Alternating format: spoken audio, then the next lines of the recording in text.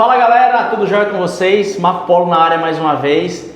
Estamos hoje num ambiente diferente, estamos aqui na empresa. Vamos começar esse ano de 2025 trazendo o podcast aqui para dentro da empresa, até mesmo para vocês conhecerem e ficar um pouco mais por dentro da MP, tá? Hoje eu estou com dois caras que começaram do funcionário dos pais e conseguiu construir um provedor de grande porte aqui na região do Rio Grande do Norte. Eu queria que eles se apresentassem aqui, né? Falassem o nome deles e qual é o nome da empresa que vocês trabalham. Olhando para essa câmera aqui, né, Mário? Então vamos lá, meta bala aí. Pode se apresentar. Bem, meu nome é Ranier e faço hoje parte da equipe administrativa, diretor administrativo da Quero Telecom, Legal. que é a nossa empresa. E estou aqui ao meu lado, meu irmão, meu mano, meu sócio e fundador da empresa junto comigo. Ele vai se apresentar. Legal. Meu nome é Hanson, tenho 39 anos.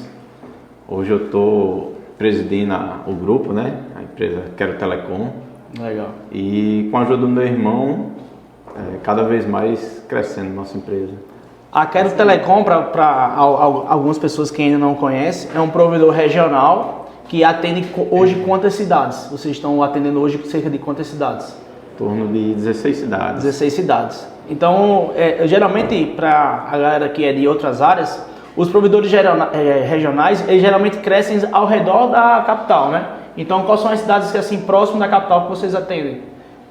Hoje, Marco Polo, o nosso intuito foi sempre se expandir para o interior do estado, onde as grandes operadoras não queriam atender. Interesse. Então a gente chegou à região de São Paulo, Potengi, São Tomé, Santo Antônio de Salto da Onça, região de Rio do Fogo, Touros, toda essa região onde as grandes não atendiam. Onde existia um espaço e um gap que a operadora grande não via interesse, vocês iam lá e atacavam e ia para cima, né? Isso. E eu quero agora que a gente volte lá para trás. Vocês já estão há 20 anos, né, com a empresa. Esse ano é um número super especial. Vocês estão fazendo 20 anos de experiência.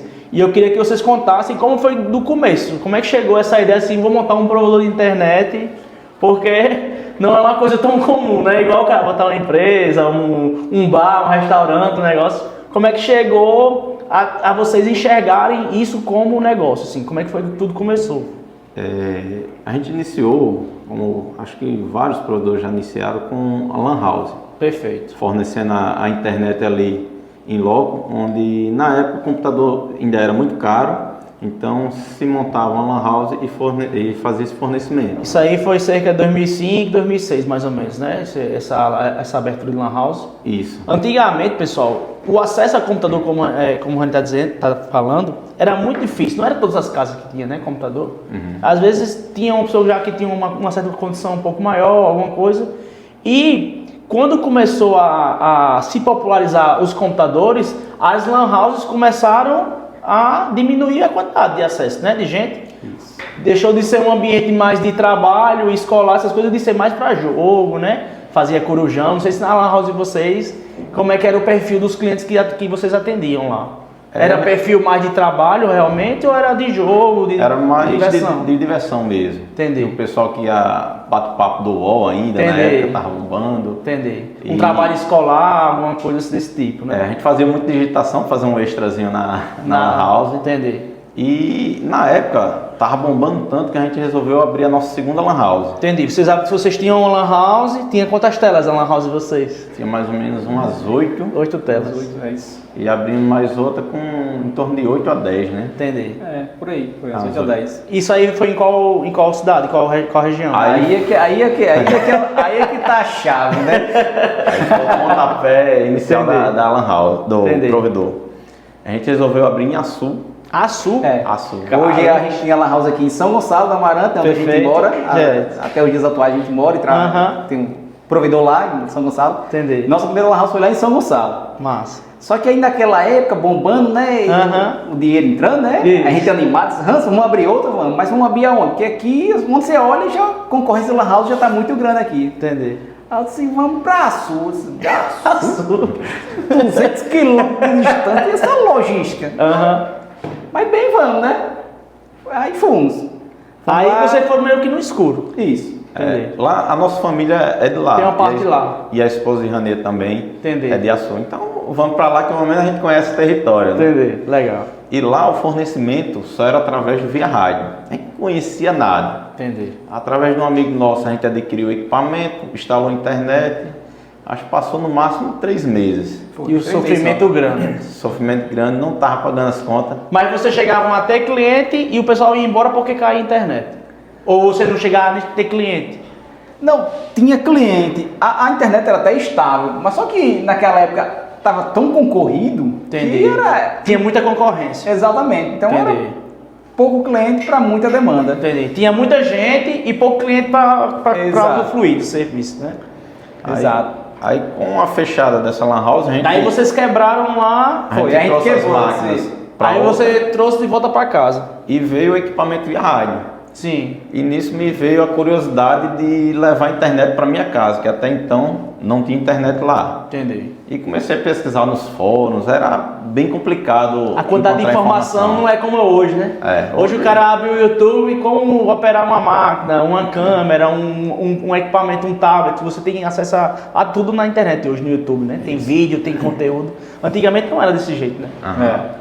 Aí, o primeiro equipamento a gente comprou, o segundo, aliás, para fazer a transmissão, foi até na Antena Parts, Entendi. que era ali na Avenida 6. Aham. E a gente conseguiu fazer o ponto a ponto, lá da Lan House para casa. Duas gradezinhas, 2 gradezinhas. 2 ULzinho do cinza, do original G120. E a antena acho que ainda era Pro Eletrônica. Aham. Aquela espinha de peixe. Aham. Parecia uma churrasqueira, né? Legal. Aí com isso, começou a aparecer cliente na Lan House querendo internet na casa também. Foi quando... Aí foi onde ligou o start, assim, cara, pode ser que seja um caminho, um extra, A né? gente chegou, rapaz, forneço, não sabia nem Como é ia que fechar o fazia, primeiro né? enlace. Aí já corri lá na Antena Parts, Entendi. comprei uma Omni. Uma antena Omni, pessoal, era uma antena como fosse um bastão e ela transmite o sinal 360, né? Isso. Aí você já tinha internet que você já comprava de um provedor, era Telemar ou era de um provedor local lá? Na época, o acesso lá em São Gonçalo era muito ruim. Perfeito. A gente tinha conseguido a Velox, mas mesmo assim a Velox oscilava bastante. Dependendo do horário que você tivesse, ele tinha queda de velocidade. Mas era a internet que a gente tinha na época. Entendi. Então a gente Era os começou recursos que você tinha, era esse. a gente começou a trabalhar até porque era um teste ali. Era Entendi. algo que a gente ainda nem Na cabeça de acreditava vocês, que- o negócio principal era a Lan House e a internet era um plus, né? Era um dinheiro extra que estava caindo. A gente ainda não acreditava que ia dar certo, né? Entendi. Então, não que tinha, fosse caindo, não era- imaginava que ia chegar onde chegou, vamos dizer assim, né? Exato. Vocês não, nos melhores sonhos que eu acho que vocês tiveram, vocês nunca imaginaram que o provedor de vocês ia tomar a proporção de você ia ter a quantidade de funcionários que vocês têm hoje e da quantidade de clientes que vocês atendem, né? Exato. Aí tudo começou por uma demanda dos próprios clientes de bater a sua porta e tipo assim, ó, você não tem internet, e aí como é que é? E aí foi tudo desse jeito que começou. Mas e no início, sim, eu digo que foi muito difícil porque a gente não tinha praticamente R$0. Perfeito. A gente já- A parte financeira. A gente já veio devendo da Lan House que a gente abriu. Entendi. Então já estava ali no vermelho. E para você ter ideia, para a gente fazer as instalações, eu pegava uma moto emprestada, uma 50 cilindrada do meu irmão, e saiu eu e Ranier na garupa levando aquela antena, ferramenta, furadeira. Escada, porra toda. Escada era... Mas Legal. foi onde começou a dar a alavancada. Entendi. Mas só que ainda teve a Lan House começou a cair, não foi? Começou a... Porque Movimento. quando o computador se tornou um meio mais acessível, as pessoas não queriam sair da casa dela para usar a internet na sua lan house. Exato. Elas queriam utilizar a internet dentro de casa, né? Exatamente. Aí só que na época a gente não tinha recursos financeiros De investimento. suficientes para poder investir no provedor. Perfeito. No que a Lan House caiu, aí eu olhei para Hans, e agora, Hans? A gente tá assim agora... A fonte principal, que era a Lan House. que ficou fraca e provedor ainda dá para se manter. Na época a gente já teria era casado, E inclusive. teria que investir mais para poder atender mais clientes, né? É mais ou menos assim, né? Isso, exatamente. Aí eu olhei pra ele, ele olhou pra mim e disse, e agora? E agora a gente vai ter que botar currículo e trabalhar em outro canto. Foi Foi mesmo? quando a gente foi trabalhar em um provedor. A gente foi funcionário legal. de outro provedor. Legal. Aí Ranço, Eu trabalhava lá na parte técnica Entendi. e Ranier no call center. entendeu? Entendi. Legal. Lá nessa época a gente passou, acho que passei ainda uns 4, 5 meses Nesse instalando provedor. lá. Entendi. E Ranier no call center passou um ano, que era quando o provedor começou a ter recursos para Lhe pagar, né? Para pagar o salário de vocês. pelo menos o salário que a gente já recebia fora. É porque hoje muitas pessoas querem abrir um negócio e acham que abrir um negócio você já vai ter o seu salário, né? As coisas já vai sobrar dinheiro em caixa para você fazer investimento. E a gente sabe que tudo no começo é muito difícil. Meu pai mesmo, quando foi abrir a empresa, meu pai era funcionário da Petrobras. Ele vendeu um Monza que tinha e botou todo dentro da empresa. E tipo assim, ó, a gente vai passar um ano sem tirar R$1 daqui, porque se a gente tirar o dinheiro da empresa, a empresa vai ficar sem caixa para poder investir em estoque, em equipamentos e comprando as coisas, né? Então, assim, a vida do empreendedor, muitas vezes a galera fica vendo na internet, aí os caras bem, andando mas assim, no começo as coisas são bem complexas, né? E principalmente vocês que estavam começando, recém-casados, ainda não tinham uma estrutura ainda financeira, né? Então foi uma coisa que foi construída ao longo do tempo, né? Praticamente no começo a gente chutava e corria para Fazia tudo, né? Fazia tudo. Atendia o telefone do cliente, agendava o serviço. Fazia o recebimento de pagamento. Recebia, montava cobrava. A torre, fazia a base, concreto, tudo. Entendi. Tudo Você por conta pensar no própria. provedor, a gente inventou. Aí quando vocês trabalhavam nesse provedor e começou a criar um fôlegozinho, começou a criar uma demanda no provedor, você começou a aumentar o número de clientes. Aí por isso que você pediu as contas e foi trabalhar no que era de vocês. Foi assim que funcionou? Isso. Inicialmente em São Gonçalo Amarante, quando o Ranier veio, após um ano trabalhar com a gente, veio a ideia de a gente começar a expandir para outras cidades. Entendi. Foi quando a gente fez o primeiro enlace à distância para ir ao Marinho. Quantos km? Mais ou menos uns 35 quilômetros. Não, se eu enlace, né? Deve ter uma torre bem alta, né? A gente pegou umas antenas na época, a Ziroc, 90 muito pesada. A gente botava na torre, que a torre balançava. Rapaz, você vai cair. Ranço lá em cima gritava, Ranier, tô tremendo, você segura aí, macho. Não pode cair daí não. Aí vocês começaram, aí nessa época vocês já começaram a comprar link dedicado ou ainda estava sofrendo do Velox? Nessa época foi quando veio a demanda pelo link dedicado. Entendi, que era um negócio o Velox não tava dando, né? Não tava dando. E era caríssimo, né? A gente comprava na época 1 mega 900. Quase R$1.000. Cara, naquela época ainda. Naquela época 900 era um bocado de dinheiro. Era, pô. Não era igual hoje não, né? É que não tem mais valor, o nosso dinheiro não tem mais valor como tinha antigamente, né?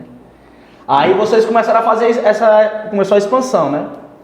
E abrindo novas cidades. Aí como é que era a estratégia que vocês tinham, assim, os clientes, existia uma demanda tão alta que os clientes lhe procuravam ou vocês tinham que fazer ação, tinham que ir atrás? Inicialmente a procura era grande. Entendi. Depois a gente começou a fazer ativo, né? Fazer ativo, montar a equipe de venda. Entendi. E cada cidade que a gente entrava, sempre surgiu a demanda para outra cidade. Vocês chegaram aí, mas vamos para a cidade ali que a gente está precisando. E assim a gente foi fazendo, pulando de torre em torre. Legal. Até chegar, por exemplo, Tangará, a gente passava por 7 saltos para chegar em Tangará. Então passava por 7 torres até chegar lá. Entendi. Então era uma dificuldade muito grande, porque na época a parte de tecnologia de rádio, de energia era muito ruim, oscilava bastante. Entendi. Então quem já estava na ponta lá já estava sofrendo com a qualidade do link que chegava no final, né? Isso. E quando foi que vocês começaram a fazer a transição de sair dos rádios, que era uma coisa que lhe limitava muito em questão de velocidade, de latência, de quantidade de link que você consegue oferecer na ponta para o cliente, e começaram a implementar a parte de fibra ótica. Vocês lembram mais ou menos em quanto tempo foi essa evolução? A fibra ótica para a gente foi bem complexo, porque a gente não tinha conhecimento também, nada. Perfeito. E quase ninguém já trabalhava. A gente começou fazendo pequenos ponto a ponto. Tá. Pontuais. De 1 km até para ir testando, até porque para se fazer as fusões era muito difícil. A máquina era cara, né? Não era todo mundo que mexia com isso aí ainda. Tinha que ver alguém que tinha máquina, agendar e vir lá fazer. Marcar um horário com o cara e ficar dependente do cara, né? Para ter ideia, a primeira rede mesmo de fibra, a gente comprou todo o material, passou um ano. Guardado, tentando ver como é que se fazia projeto, como é que fazia tudo. e a fibra lá parada esperando ser lançada. Entendi. Você lembra como é que vocês começaram a fornecer planos de fibra ótica já? Nesse intervalo aí? Quando a gente começou, acho que em 2018, né? Fibra ótica, né? A fibra ótica, né? Porque plano primeiro de vocês tabulando, começaram o rádio, né? Aí depois tiraram os enlaces de rádio e transformaram os enlaces em fibra. Não, a gente ainda passou pelo Cablan. Não, eu tô falando do enlace entre os POPs. Sim, os POPs. Né? Isso. Eu acho que a tendência foi essa, né? Tentar tirar os rádios e migrar para fibra, pelo menos o backbone, né? Isso. Fazia como se fosse um anel óptico, né? Isso. A gente começou passando para atender as torres, onde a gente já tinha uma limitação de banda. E com isso a gente começou a atender as cidades. Já chega aqui com uma fibra, vamos atender a cidade. Vamos aumentar a quantidade de clientes que vocês conseguem atender, capacidade de plano, todas essas coisas. Isso. E como foi essa transição do rádio para o cabo TP? Eu acredito que... Rapaz, eu acho que teve muitos provedores que deram um salto muito grande com essa mudança de tecnologia, né? No início foi maravilhoso. Tecnologia nova, cabo novo. Funcionava bem melhor do que o rádio. Entendi. O tempo de resposta era mais rápido. Exato. O custo de ativação do cliente era muito baixo. Muito baixo. O problema é quando começava as chuvas. Começava a chuva, a gente aí você não dormia não, né? Já preparava a equipe. Pode botando suíte no carro aí, vamos lá que amanhã vai ter troca. Entendi. Porque quando cai o raio, Marco Polo, ele saía queimando dezenas de suítes que tivesse na rede. A gente chegou Era um efeito em cascata, né? A gente chegou, por exemplo, São Paulo Potengi, a gente passou 3 dias sem conexão lá, porque atingiu 3 fontes que alimentavam a cidade e queimou quase tudo. Entendi. Porque você usava VDC, né? Com 165, né? Na rede, né? Isso. Aí como os suítes eram interligados um no outro e saía fritando tudo. Entendi. Maria. Mas eu acredito, e eu queria que você contasse, nessa época vocês expandiram muito, né? A quantidade de usuários, eu acho que tomou um salto considerável, né? Bastante. A gente chegou, acho que a cabear nessa época umas 8 a 10 cidades. Entendi. Tudo no Cablan. Entendi. E conseguiu alavancar a bastante mesmo. A gente não fala números para deixar a concorrência... Mas não só você, mas outros provedores também cresceram muito nessa... Porque o que acontece? Um kit de instalação naquela época era o quê? 300, 400 reais. E você conseguiu diminuir para mais da metade, né? E era o cabo e o roteador na casa do assinante, né? Eu não sei se foi bom ou se foi ruim, porque do mesmo jeito que vocês economizaram, apareceu também bem muito provedor. Sim, também tem a concorrência aumentou muito. Teve esse lado negativo que eu não estava avaliando. Então, do mesmo jeito que vocês cresceram e expandiram a base de assinantes, aparecendo pequenos outros provedores que começavam a tomar tecnologia. Entendi. Por causa do custo era barato, era menor, então ele conseguia também competir com vocês, né? Isso. Legal. E fazendo a cronologia de mudança de tecnologia, o próximo passo seria o GPON, né? Exato. O tão famoso GPON, que quando a gente ia para as feiras, o pessoal só falava nisso, né? No sul e sudeste a galera já estava usando muito GPON. As operadoras grandes, que aqui é Cabo Telecom, a Oi e outras empresas também já estavam utilizando. E chegou a hora de vocês competirem e usarem as mesmas armas das operadoras grandes. Como é que foi isso na empresa de vocês? Como é que vocês fizeram essa avaliação? Como é que vocês trataram dessa evolução de tecnologia? A gente sempre fazia os cursos, né, para tentar se qualificar, mas no próprio curso dizia, rapaz, ainda a tecnologia é cara. Perfeito. É tecnologia que você tem que vender um ticket mais alto. Entendi. Então a gente ia segurando e só se aperfeiçoando. Quando a gente resolveu passar para fibra, foi praticamente no boom da fibra. Perfeito. Onde todo mundo estava comprando e a gente, para comprar uma bobina de fibra, tem que esperar 40 ou 60 dias. Entendi, porque faltava material, né? Faltava bastante no mercado. Muita gente querendo na internet, né? Muitos provedores, muita gente crescendo, muitos provedores. Todo mundo praticamente lançando fibra ao mesmo tempo, né? Mas assim, apesar da demora, a gente conseguiu expandir bastante nossa rede. Entendi. E conseguiu ir virando aos clientes aos poucos, né? Porque realmente o ruim do provedor que a cada virada de tecnologia a gente tem que acompanhar, senão acaba perdendo cliente. É um investimento constante, né? Porque senão você acaba ficando para trás também. Exato. Então praticamente a gente não para, ainda não parou hoje, né? E não vai parar nunca, porque amanhã vão lançar uma tecnologia nova, já tem gente falando de XGPON, né? Que é 10 GB, né? Entregando para o assinante. Tem gente também falando sobre 5G, né? Exato. Eu queria saber um pouco da visão de vocês dois que estão dentro do mercado de provedores, para onde vai o provedor regional. Eu não falo nem as operadoras, porque as operadoras elas têm muito mais dinheiro, muito mais capital e acabam indo por vários caminhos. Mas na avaliação de vocês dois, o que é que vai ser o futuro do provedor regional? Que é aquele provedor que é dentro do estado, ou às vezes até mais de um estado, mas ele tem uma certa limitação, assim. Marco Polo, no início, a gente começou com rádio. Perfeito. Passou para cabo, fibra, e agora parece que a tendência é voltar para o rádio. Por sem fio. Se hoje a gente analisar, o nosso cliente ele não usa mais cabo, ele só usa o wireless, usa sem fio. E a tendência do 5G, não a curto prazo, mas a longo prazo, é tirar esses cabos aí. Mas enquanto isso, ainda é uma tecnologia muito cara e a fibra, digamos assim, ainda é mais acessível para a população. Ainda tem muito mercado para crescer ainda, né? Muito bastante. Como a minha avaliação é muito parecida com o que você falou. Eu acho que vai ter cenários que o sem fio vai atender muito bem e vai ter outros cenários que a fibra que vai ter que... Como é que eu falo isso? Por exemplo, o cara um povoado, um negócio afastado, que financeiramente então você lançar uma fibra para atender poucos assinantes sairia mais caro e você botar uma pequena repetidora, uma Herb lá em 5G, eu acho que vai atender o cliente mais barato, né, na ponta. E vai ter áreas mais densas que a fibra acho que vai resolver melhor, né, nesse primeiro momento. Né? O bom do 5G é que consegue dar mobilidade também ao cliente.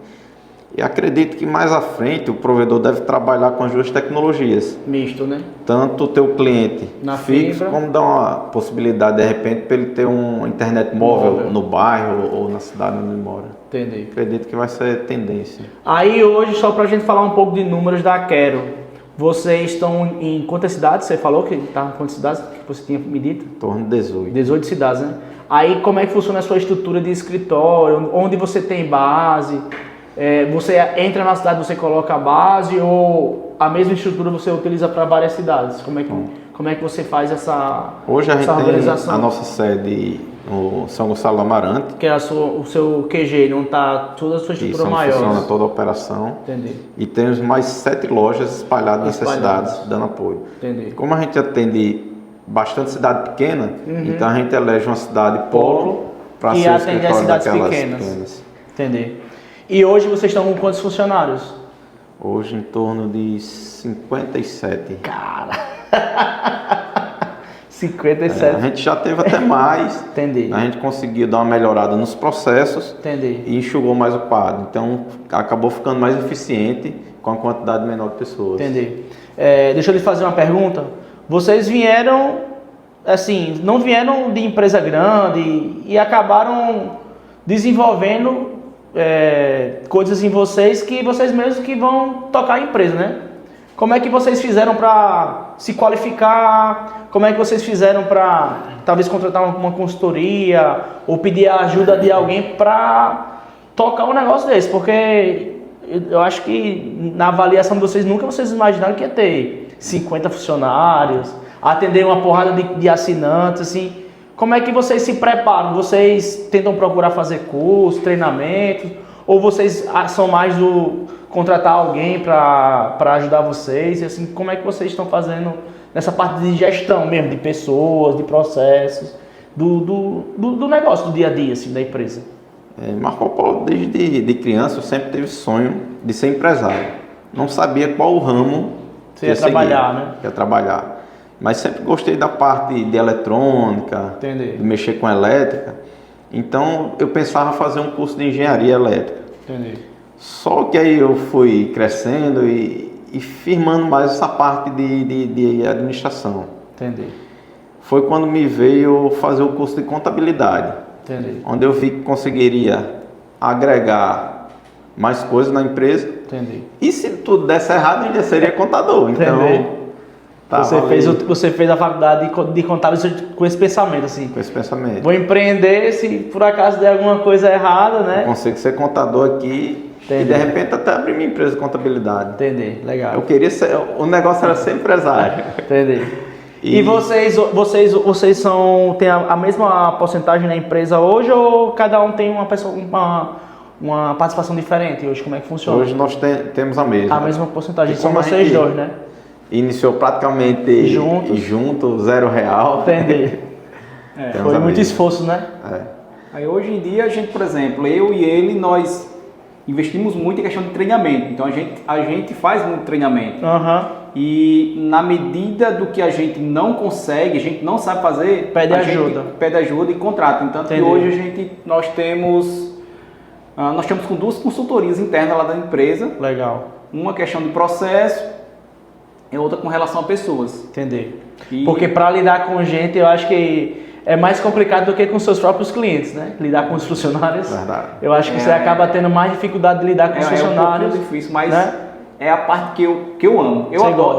Eu gosto muito de lidar com pessoas, sabe? Entendi. Tem gente que diz, não, é difícil e tal. Realmente é difícil, é complicado, mas é a parte que, assim, que me toca, sabe? Que lhe motiva, de fazer, que me motiva, realmente. Entendi. Tanto que lá na empresa é dividido. A parte técnica eu sou o zero à esquerda, não sei nada. Não sei nada. Se perguntar o que é uma fibra ótica, você sabe porque você vê ali, mas não sabe qual é a função técnica, a capacidade, essas coisas. Né? Zero. Agora bota pessoas pra mim que eu resolvo. Legal. Muito bom isso aí. É bom que acaba complementando um ao outro, né? Uma mais parte técnica e outro mais a parte pessoal. Aí acaba dando muito certo por conta disso também, né? Exatamente. Um complementa o outro lá. E como é que é, assim, para 2 irmãos tocar uma operação? Existe muita discussão no sentido de você tentar vender a sua ideia para ele e ele vender a sua. Como é que vocês tratam isso no dia a dia, assim? Porque eu também faço uma empresa familiar e muita gente fala assim que ter família na empresa é complicado e realmente não é fácil, não é simples, né? Principalmente quando são pessoas que você gosta, são pessoas que você tem afinidade e muitas vezes dar um não para essa pessoa ou então dizer que ela está errado, repreender. Eu acho que isso às vezes é um pouco... às vezes não quer se desgastar, né? Como é que vocês fazem isso pelo menos comigo a gente tenta separar muito, assim, aqui dentro é a empresa. Não é família. Família é lá fora, entendeu? Aqui dentro a gente tem que tratar as coisas com mais profissionalismo. E como é que vocês conseguem fazer essa divisão lá dentro da empresa de vocês? Desde o início, eu sempre cuidei da parte técnica. Eu cuidava financeira e administrativa. E assim, eu sempre era meio louco para fazer a empresa crescer. Então tinha aquele pique. Entendeu? Eu olhava, não acreditava muito não, mas deixava. Entendi. Vai. Legal. E foi dando certo. Entendi. Ele então confiava assim nas suas loucuras assim, né? Ele ficava com o pé atrás, mas nunca foi assim de não faça. Não faça. Entendi. Rapaz, faça. Entendi. Com o pé atrás, quando dava certo, deu certo. Então vamos comemorar. E vai ter coisas que vai dar errado e coisas que vai dar certo. Né? Igual como vocês tiveram uma decisão no passado de abrir uma lan house num local que não tem nada a ver, que vocês não conheciam, deu errado. E também faz parte da operação do dia a dia. Às vezes nem sempre as escolhas são escolhas, vamos dizer assim, certas, né? E com isso, Marco Polo, a gente estava até pensando um dia desse, refletindo como é as coisas de Deus, né? Porque da onde a gente abriu uma lan house a 200 quilômetros da onde a gente estava, como é que administrar isso aí, né? E quebrar, na época a gente ficou sem saber, rapaz, por que não deu certo? Entendi. Ficar assim perguntando, não motiva, né? Ali era o caminho para a gente ter hoje o que a gente tem. A gente precisava passar por aquilo e lá conhecer a tecnologia para hoje ser o que a gente é. Entendi. Muito bom, caras. Muito legal aí o bate-papo. Eu acho que quem está em casa aí deu para ter uma noção, né? Muitas vezes o cara vê a empresa, muitos funcionários, muitos clientes, mas não sabe o corre do dia a dia, os problemas que acontecem, né? O cara lidar com muitos funcionários, com os clientes. Internet hoje é uma coisa que eu falo que é uma coisa de primeira necessidade. Muitas vezes falta energia, o cara liga primeiro para a empresa de internet, porque falta energia, do que ligar para a COSERN e fazer assim, ó, tô sem internet. É mais necessário a internet muitas das vezes do que a própria energia e água, né? Eu falo assim, eu brinco muito com os produtores assim, rapaz, você vende um produto que é viciante, assim, é um negócio de primeira necessidade, então não é para todo mundo isso aí, sabe? Inclusive tem até um episódio engraçado com relação a isso aí. Teve uma aí. vez um cliente que ligou lá para a empresa, assim, eu tô sem internet, aí tá certo, tudo bem, aí o pessoal foi lá, aí veio olhar se o equipamento realmente estava conectado, eu disse, não, o equipamento está desconectado, vê se o equipamento tá ligado na energia, aí o cliente, só um minutinho, ah não moço, tá faltando energia aqui. Ela não tinha nem percebido que tinha faltado energia, mas percebeu que caiu a internet. Né?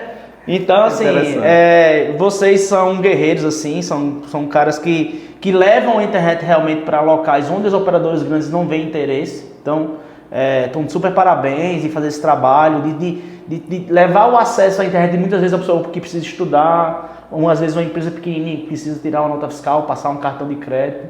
Então, eu acho que vocês devem ficar muito felizes de conectar as pessoas realmente, de trazer mais tecnologia, traz mais mobilidade. Hoje em dia com o Pix, o cara sem internet, como é que faz um pagamento, né?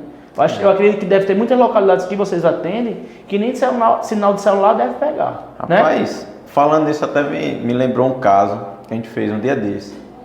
A gente tem um cliente que a dor dele era levar a internet para o alto mar. Que ele tem uma plataforma lá, no Parracho Maracajaú. Legal. Onde tem um atendimento de ligações, de barco. Perfeito. E não conseguia comunicação com a terra. E com isso, através do rádio, a gente conseguiu levar sinal até lá e sanar a dor dele. Meu amigo, esse cara ficou feliz muito demais, agradecido. Né? Imagina lá, ele passar um cartão de crédito, receber um Pix. Eu acredito que ele devia anotar lá o que o pessoal consumia lá. Exatamente. Quando chegava na terra, e dizia, ó, você consumiu tanto, pague. Fulano, não sei o que, né? Aí imagina lá o cara lá tirando foto e postando e marcando a empresa dele lá e ele ganhando visibilidade, né? Quando você consegue com certeza fazer mais negócios e tornar o negócio dele ainda melhor, né? Então, eu acho que a gente já conversou bastante para o episódio não ficar muito longo, então mais de 30 minutos já. Fico feliz demais por vocês terem aceitado. Tem muita gente que a gente convida e o pessoal ainda às vezes tem vergonha, trava. Mas eu acho que essas histórias têm que ser contadas para servir até de inspiração e a galera entender um pouco, né, de como é que é o dia a dia, como é que foi o negócio, como funcionou, quais são as dificuldades.